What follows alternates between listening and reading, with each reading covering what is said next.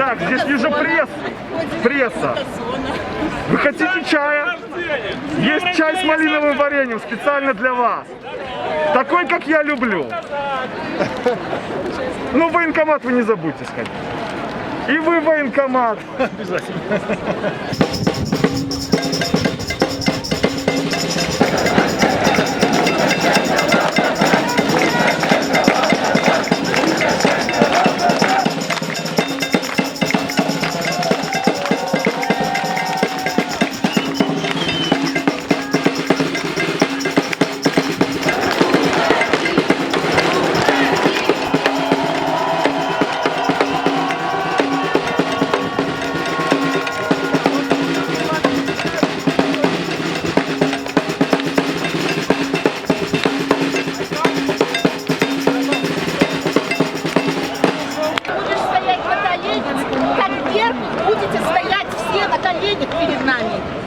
Это мои внуки стоят против меня, вот так вот Понимаете, я была свободна, я могла говорить.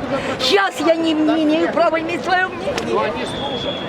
Я не имею права иметь свое мнение.